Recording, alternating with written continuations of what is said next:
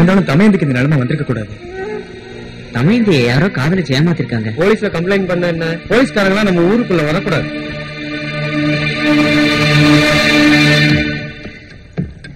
ஓம் நம சிவாய. ஓம் நம சிவாய.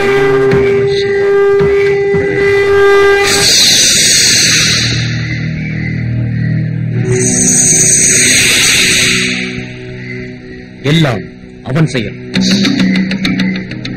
கெட்டது ஆரம்பமாயிடுச்சு. துர்தேவதைகளோட கோபம் அடங்கவே இல்லை. சுபகாரியங்களை தடுக்க இப்படி நடந்துட்டு இருக்கு. நாக தேவதைகளோட அருள்வாக்க உடனே செயல்படுத்தணும். இல்லன்னா இந்த கிராமமே அழிஞ்சு போகும்.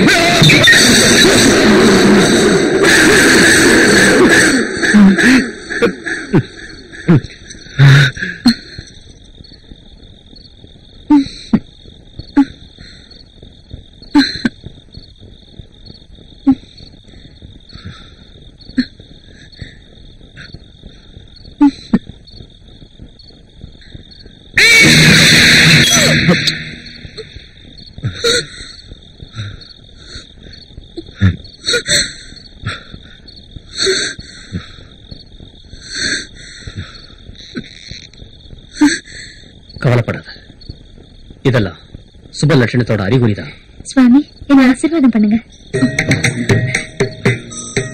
இந்த கிராமத்தை காப்பாற்றதான் ஈஸ்வரன் எனக்கு உன்னை உயிர் மூச்சா கொடுத்திருக்கான்.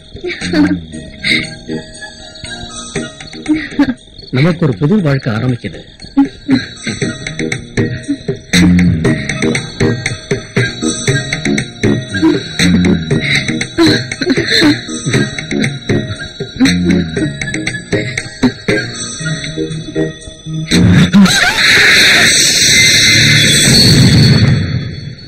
உங்களால மட்டும்தான் என்னை காப்பாற்ற முடியும்.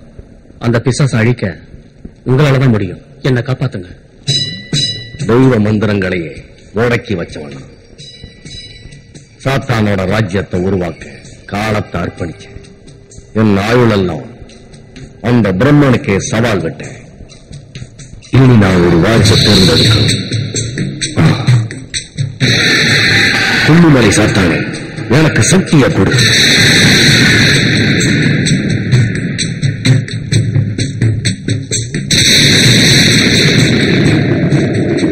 இனி எந்த சக்தியாலையும் இந்த ரட்சையை எதிர்க்க முடியும்.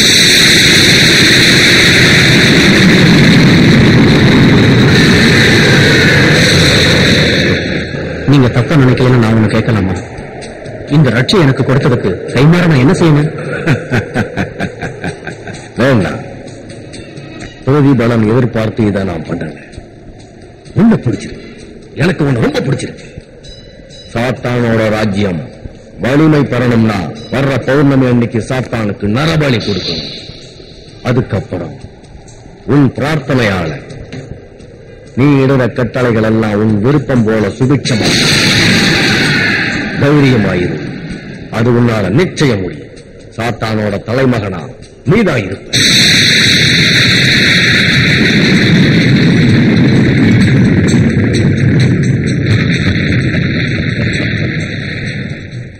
உன்னோட எல்லா கர்ம பலன்களையும் உனக்கே கொடுக்கிறேன். அதனால எனக்கு மோட்சம் நிச்சயம் கிடைக்கும்.